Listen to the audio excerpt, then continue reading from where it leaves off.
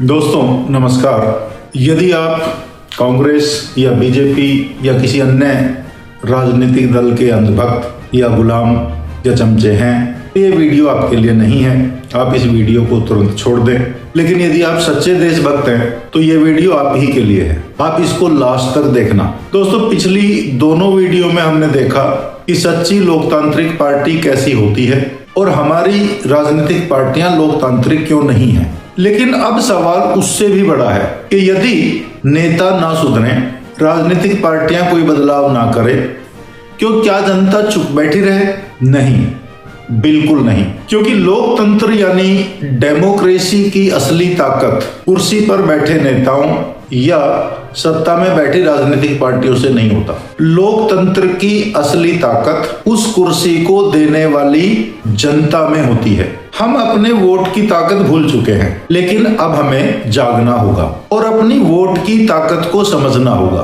क्योंकि जनता जब जाग जाती है तो बड़े बड़े तानाशाहों की नींद उड़ जाती है। आज हम सीखेंगे कि जनता अपने लोकतंत्र की सांसों में फिर से कैसे जान डाल सकती है। दोस्तों, चुनाव के बाद हम घर पहुंच जाते हैं और नेता विजय जुलूस के बाद पता नहीं कहां गायब हो जाते हैं। हर 5 साल में चुनाव खत्म होने पर हम सोचते हैं कि काम खत्म, लेकिन सच तो ये है कि असली काम वोट डालने के बाद शुरू होता है।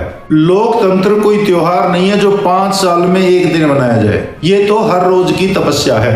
हर रोज सवाल पूछना, हर रोज जागरूक रहना, यही असली देशभक्ति है। नेता हमारे सेवक है, भगवान नहीं। हम उनके गुलाम नहीं, हम उनके मालिक हैं। अगर हमने इस बात को याद रख लिया तो कोई नेता हमारे सिर चढ़ के नहीं बैठेगा और अपनी मनमानी भी बिल्कुल नहीं कर सकता। नेताओं द्वारा देश को लूटने की प्रवृत्ति बंद हो जाएगी। सवाल पूछना देशद्रोह नहीं, देशभक्ति है। लेकिन आज के भारत में सवाल पूछना एक गुनाह बना दिया गया है। यदि कोई किसी जनसभा में नेता से कोई सवाल पूछ ले तो वो उस सवाल पूछने वाले को ऐसे धिक्कारते हैं जैसे उसने कोई बहुत बड़ा देशद्रोह, कोई बहुत बड़ा गुनाह कर दिया हो।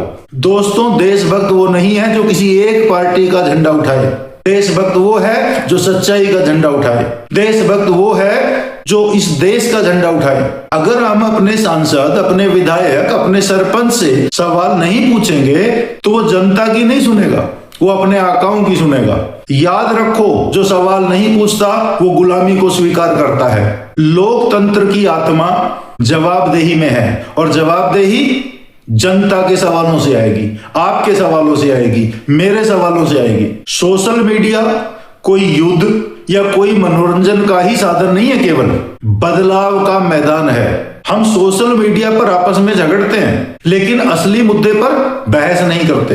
एक दूसरे को गालियां देते हैं लेकिन नेताओं से कभी सवाल नहीं करते। अब वक्त है सोशल मीडिया को खाली मनोरंजन नहीं बल्कि लोकतंत्र का मंच बनाने का। अपने गांव और अपने शहर के मुद्दों को उठाओ, उसको सोशल मीडिया पर डालो और अपने स्थानीय नेताओं को उस मुद्दे से, उस पोस्ट से टैग करो ताकि आपकी आवाज उन तक पहुंचे। अपने एरिया में होने वाले सरकारी काम का रिकॉर्ड खंगालो। यदि उसमें कोई गड़बड़ मिले सोशल मीडिया पर डालो। नेता की फोटो नहीं, उसका रिपोर्ट कार्ड शेयर करो। किसी भी सरकारी निर्माण में ठेकेदार का नाम, खर्च होने वाली राशि, किस इंजीनियर ने उस प्रोजेक्ट को पास किया है उस इंजीनियर का नाम, जिस इंजीनियर ने उस काम को पास किया है उसका नाम सार्वजनिक करने के लिए सरकार पर दबाव डालो। यदि कोई काम ठीक से नहीं हो रहा है उसकी फोटो सोशल मीडिया पर डालो। जब हर मोबाइल से सवाल उठेगा तो इस सत्ता की दीवारें हिलने लगेगी। नेता कहता है कि जनता मालिक है, तो मालिक को हक है ये जानने का कि पैसा कहां से आया, कितना आया और कितना खर्च हुआ, कहां खर्च हुआ। RTI, राइट टू इंफॉर्मेशन, यानी सूचना का अधिकार। सोशल मीडिया और सामूहिक दबाव, ये जनता के पास 3 हथियार हैं। जब जनता नेताओं से पूछेगी कि आपकी संपत्ति कहां से आई, तब नेताओं को हंसी नहीं बल्कि जनता से डर लगेगा और ये डर होना चाहिए। हर कस्बे, हर गांव, हर मोहल्ले में लोक जन चौपाल बनाओ। वहां पर जनता सवाल पूछे, जवाब मांगे, क्योंकि लोकतंत्र कागजों पे नहीं बोलती आवाजों में जिंदा रहता है। आज का युवा देश को बदलना चाहता है। वो ऑनलाइन तो एक्टिव है लेकिन ऑफलाइन कहीं ना कहीं गायब है। अगर देश का युवा ठान ले कि वो दर्शक नहीं इस देश के निर्माता होंगे तो इस देश की राजनीति का चेहरा बदल जाएगा। हर कॉलेज में लोकतंत्र क्लब बनाओ, सोशल मीडिया पर आवाज उठाओ और यदि जरूरत पड़े तो सड़क पर जाओ।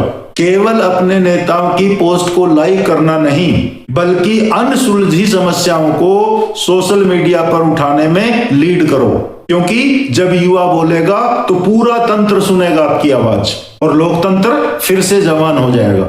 दोस्तों याद रखना, इस देश में यदि बदलाव आएगा तो उस बदलाव के नायक आप युवा लोग होंगे। हम बच्चों को सब सिखाते हैं, साइंस, इंग्लिश, मैथ्स, लेकिन लोकतंत्र का असली सबक नहीं सिखाते। अगर बच्चों को बचपन से सिखाया जाए कि लीडरशिप का मतलब केवल आदेश देना नहीं है बल्कि जनता की बातों को सुनना है, जनता की समस्याओं को सुनना है। असली लोकतंत्र नेताओं के घरों या दफ्तरों में हाजिरी लगाने से नहीं बल्कि नेताओं से सवाल पूछने में है, तो आने वाला भारत पहले से बेहतर होगा।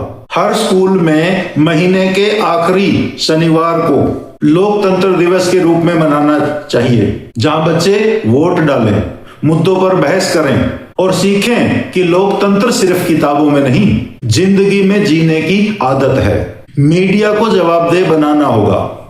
मीडिया लोकतंत्र का चौथा स्तंभ है, लेकिन आज वो सत्ता की गोद में बैठा है और अपनी जिम्मेदारी भूल चुका है। पैसों की भूख ने मीडिया को दलाल बना दिया है। टीआरपी की लड़ाई में सच कुचला जा रहा है। टीवी पर साफ दिखता है कि टीवी एंकर या तो सरकार का बचाव करने में जुटे हुए हैं या फिर विपक्ष की राजनीति चमकाने में लगे हुए हैं। ऐसे स्वतंत्र पत्रकार, ऐसे स्वतंत्र रिपोर्टर जो सड़क पर आकर, जनता के बीच में आकर सच्ची रिपोर्टिंग करते हैं, वो लगभग दिखने बंद हो गए हैं। लेकिन जनता चाहे तो खेल बदल सकती है। जिस दिन जनता बोलेगी कि हमें शोर नहीं, हमें सच चाहिए, उस दिन मीडिया फिर से सच दिखाने लग जाएगा और नेताओं और जनता के लिए सच का आईना बन जाएगा। लोकतंत्र की जड़ें स्थानीय लोकतंत्र से मजबूत होती हैं। लोकतंत्र की असली ताकत संसद में नहीं, गांवों और कस्बों की चौपाल में होती है। हर युवा का कर्तव्य है कि वो गांव और कस्बों की पंचायत और नगर पालिकाओं को पारदर्शी बनाने में सहयोग करे। गांव और कस्बों में होने वाले हर काम की क्वालिटी और खर्च पर नजर बनाए रखे। अगर पंचायतें पारदर्शी बन गई तो संसद अपने आप सुधर जाएगी। हर ग्राम सभा, हर नगर पालिका सभा की लाइव रिकॉर्डिंग हो और उसके हर खर्चे, हर काम का ऑनलाइन रिकॉर्ड होना चाहिए। जब गांव और कस्बों से आवाज उठेगी तो ही ये संसद में बैठे लोग झुकेंगे और जनता को एकता बनाए रखनी है, क्योंकि जनता की एकता ही लोकतंत्र की ढाल है। सत्ता का सबसे बड़ा हथियार है बंटवारा। जाति, धर्म, क्षेत्र, भाषा के नाम पर बांटो, लोगों को लड़ाओ और राज करो। इसलिए जाति और धर्म का झंडा छोड़ो और भारत का झंडा उठाओ। जब इंसानियत बोलेगी तो नफरत खुद शर्म से झुकेगी। अगर हमने तय कर लिया कि हम हिंदू मुस्लिम बाद में हैं, इंसान पहले हैं, तो लोकतंत्र अजेय हो जाएगा। लोकतंत्र कोई इमारत नहीं है, यह एक व्यवस्था है जो हमारे लिए है, यह हमारी आत्मा है। अगर जनता सो जाएगी तो लोकतंत्र मर जाएगा। अगर जनता बोलेगी तो ही लोकतंत्र अमर रहेगा। इसलिए दोस्तों, अब सिर्फ वोट दो से काम नहीं चलेगा, वोट के बाद भी बोलो। कमेंट में लिखो मैं लोकतंत्र हूं, क्योंकि लोकतंत्र संसद में नहीं आपकी आवाज में जिंदा है।